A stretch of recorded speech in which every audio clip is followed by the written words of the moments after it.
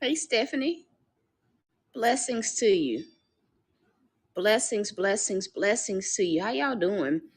This is probably going to be my last broadcast. I had not planned to do another broadcast. I had not. I'm just gonna be real.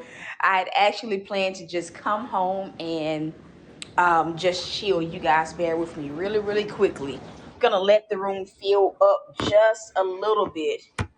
I'm gonna say I should have called this our nightcap. Bear with me, you guys. I'm trying to multitask, doing a few things at one time.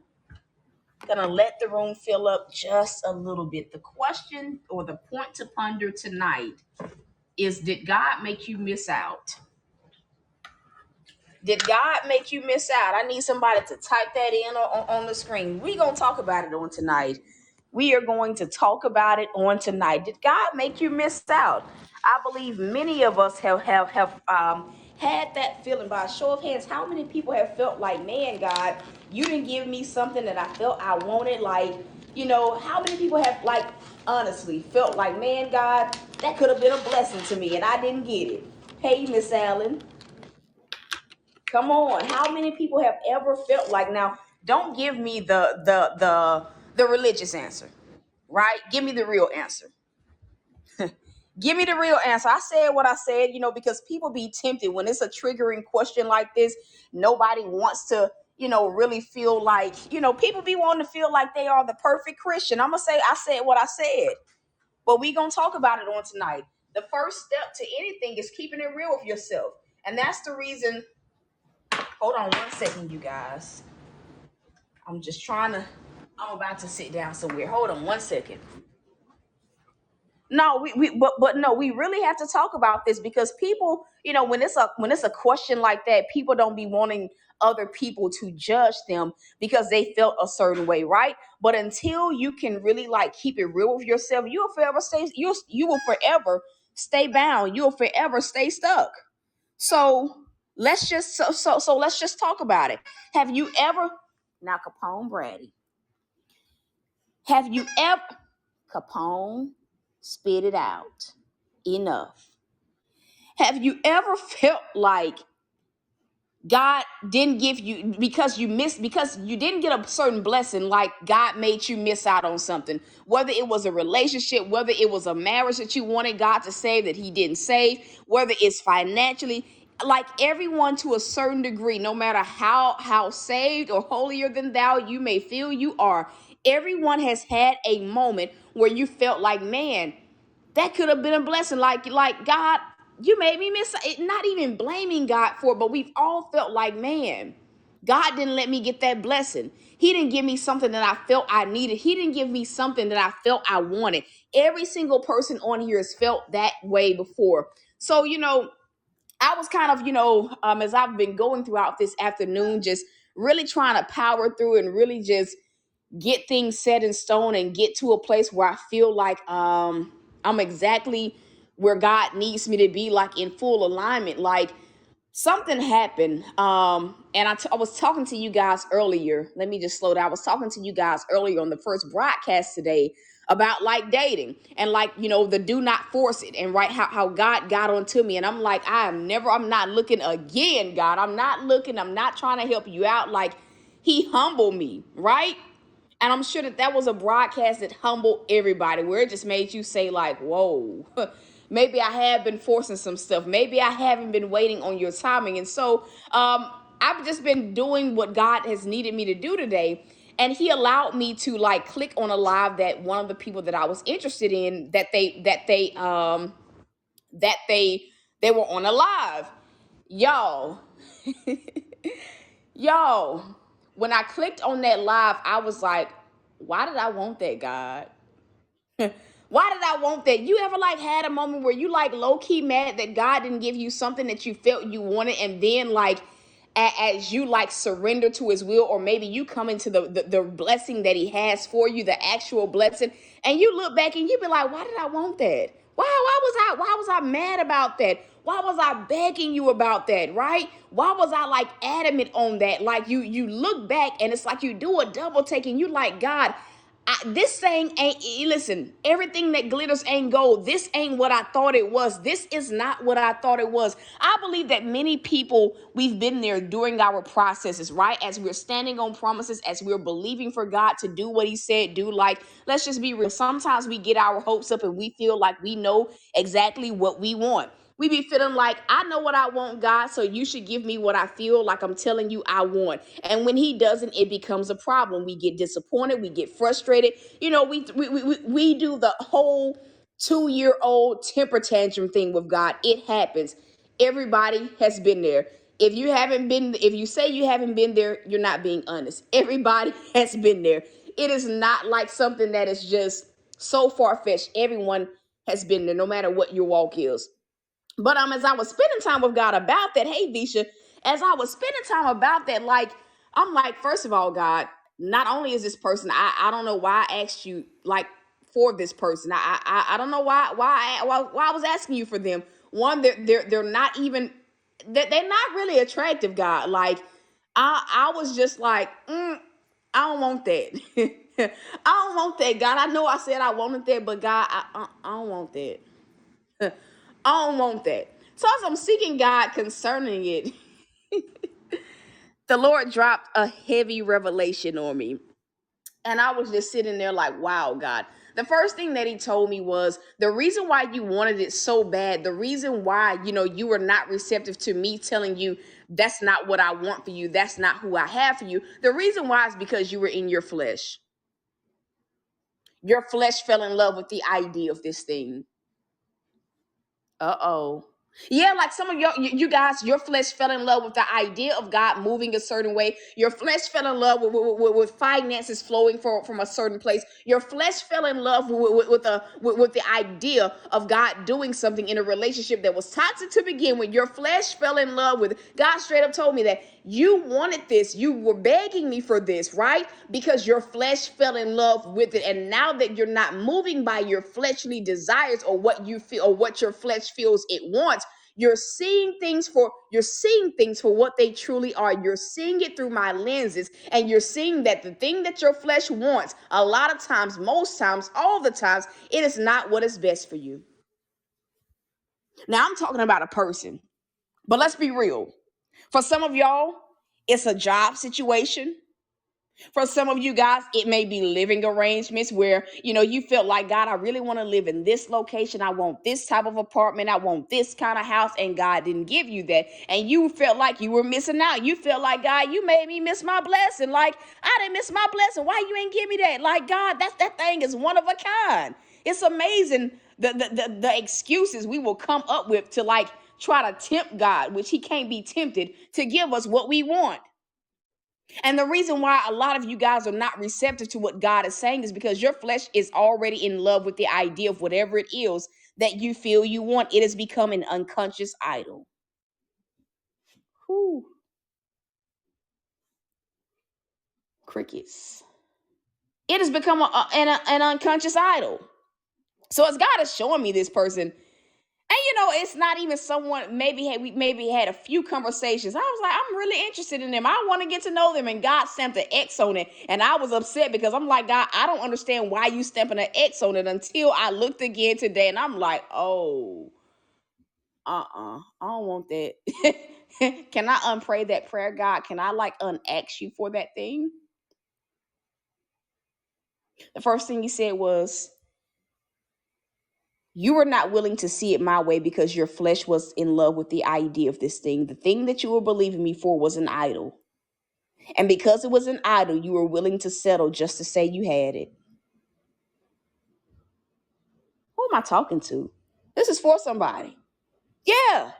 He said, yeah.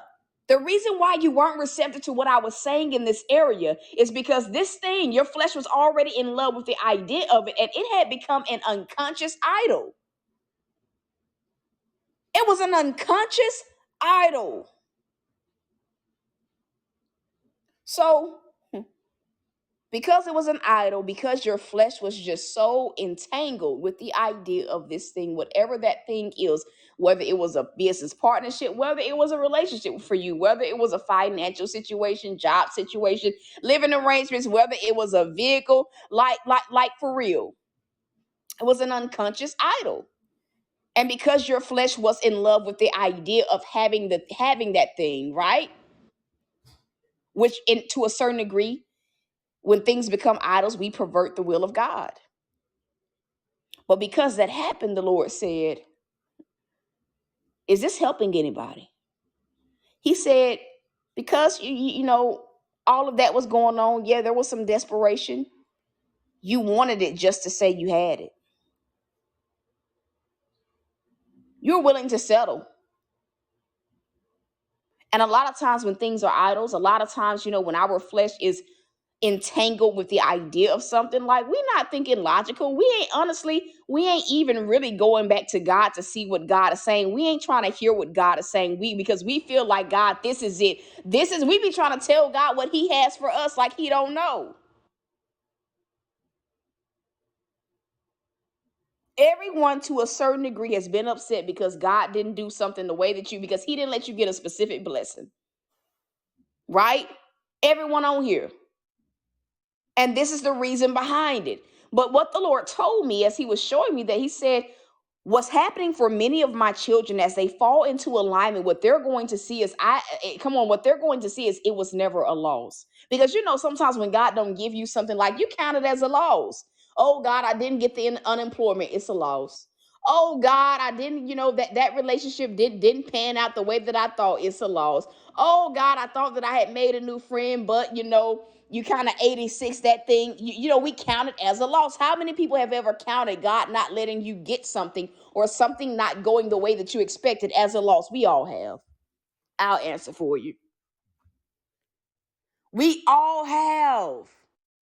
But the Lord says, tell them, I'm about to bring some things around that they've been grieving about. Yeah, you've been grieving about the fact that God didn't let that relationship blossom. Yeah, you've been grieving about the fact that God blocked finances from coming a particular way. Yeah, you've been grieving about the living arrangement situation. Yeah, you've been grieving about that marriage. But the Lord says, tell them I'm about to bring it around in such a way. You got to hear me. He says, tell them I'm bringing it around in such a way where they can understand that it was never a loss. And the way that they'll understand that it was never a loss because they've now surrendered. And because they've surrendered, they won't be fooled by what it looks like. They'll see it for what it really is. They'll see the person for what they really are. They'll see, you know, come on, the unemployment thing for what it really is. There's always a reason why God doesn't give us certain things. Hello, somebody. No more rose-colored glasses. Amen. There is always a reason why if God doesn't give you something. I'm waiting on somebody to catch. It's always, and listen, the rejection wasn't for nothing. It really wasn't rejection. As you guys know the saying, I know it sounds cliche, but I gotta say it was God saying, I can't let you settle. So I gotta protect you from settling. I gotta protect you from making a mistake. I gotta protect you from choosing a partner that is, come on, that is not up to par. I gotta protect you from getting entangled in this. I gotta protect you. It's always a reason why. And it's like today, I'm like, I even asked God, I'm like, Lord, because I was checking, I had notifications, and I'm one of those weird people. Sometimes I check social media, and sometimes I just like to get the notifications off of my phone. I don't know if anybody else is like that, but like seeing like little numbers on like the apps and stuff, I don't like that. I don't like that. I don't like no unread messages. I don't like that. I don't like it. So, you know, I'm opening it. What app was it? It was TikTok. I'm opening TikTok and I'm trying to get these notifications off, going to the little page, and I see that this individual is live. And I clicked on it. I said, God, this person has never gone live before. Why did you let them go live today? Why? Why did you let this person go live today? Why did you let this person go live today? Because immediately, and it's not that they were saying anything demonic. It was just like, what was I? Why I asked you for that, God? Why I asked you for that? Y'all can act like y'all ain't ever had one of those moments like, God, why?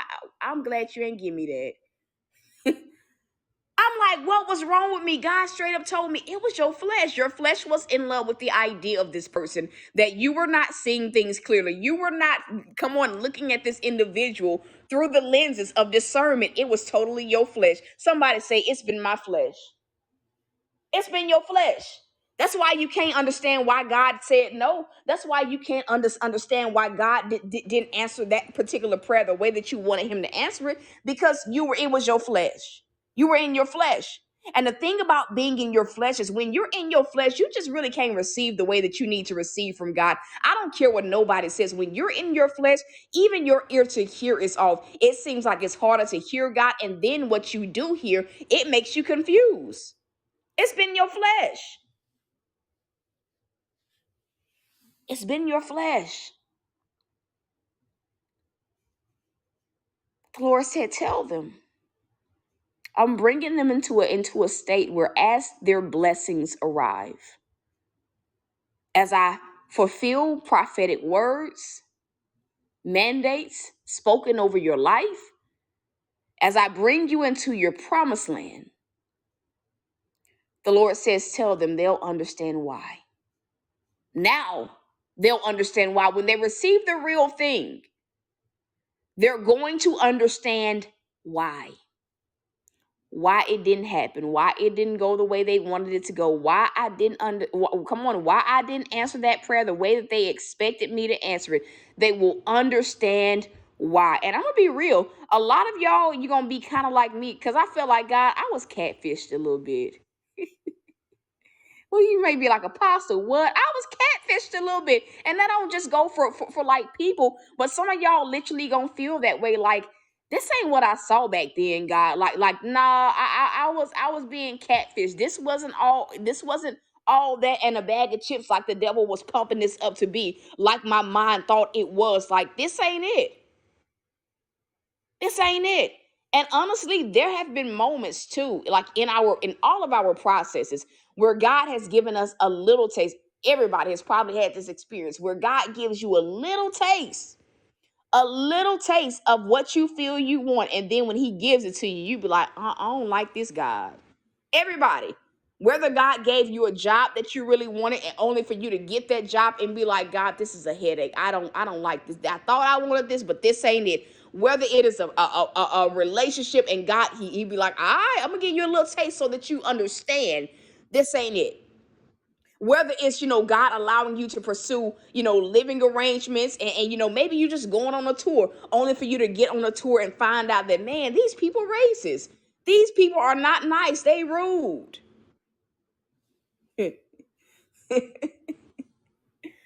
So, it's like God does it two ways. Sometimes he gives us what we want, and he allows us to see that, the thing that we were asking for ain't really what we want. And then there are the things that he's talking about are the things that, you never understood why the money didn't come that way. You never understood why God didn't give you a certain relationship, why he didn't restore the marriage. All you know is that you just kind of gave up hope, right? You just kind of went on about your business and just continue to go throughout your process, to go throughout your life. And God is saying, no, tell them I'm about to bring understanding to those areas where I never allowed them to experience it for themselves. And the reason why God didn't let you experience certain things, right, is because you would have stayed stuck. You would have stayed stuck had he allowed you to experience that relationship. You would have stayed stuck had he allowed you to get that particular job. You would have stayed stuck had he allowed you, come on, had he allowed your will to go forth. So yes, there are certain moments where God will be like, all right, I'm gonna give you a little taste, and I'm gonna let you see that this ain't it. And then there are other areas where God's like, absolutely not. Absolutely not. You just gonna have to trust me on this one. Absolutely not. And I think that every believer has experienced both. God answering that prayer, and you be like, oh, Jesus, help me. Listen, I need a ram in the bush, Lord. I need a ram in the bush. I need to get out of this situation. I don't want it no more, God. Please take it away. And everyone has had God just flat out say no to something that you really wanted. No. I'm not giving you that unemployment. No, I'm not letting you get in a relationship or a friendship with this person. No, you're not getting that job. And a lot of times we think of it as punishment because all we see is like the current struggle. And I know, like, for me, like with dating, like that was what it was. Like, all I saw, I didn't understand why God said no to this person. I haven't talked to him in over a month. I didn't understand why. But today, when I clicked on that live, I was like, God, I'm sorry. I had to reiterate, God, I'm not pursuing anyone else. I am good. I'm not entertaining the foolishness. I'm good. I was good on it.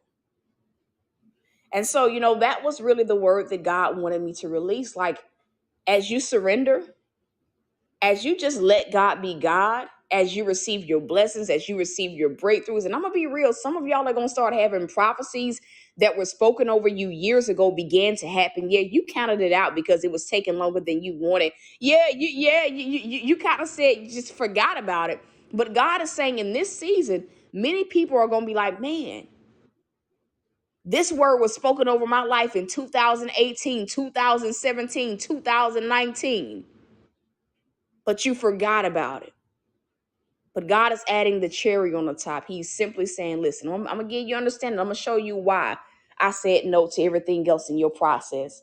And that's the broadcast, y'all. That is it. That is it. Capone, I'm not rubbing you, sir. That's it. That's it. That's it. And so if you can receive this word, just simply just tell God, thank you. And I'm going to be real. Like, if y'all haven't watched like all of these broadcasts today, it's probably about 4 of them. These broadcasts they've been powerful. These revelations have been power packed. They've been power packed. They've been power packed.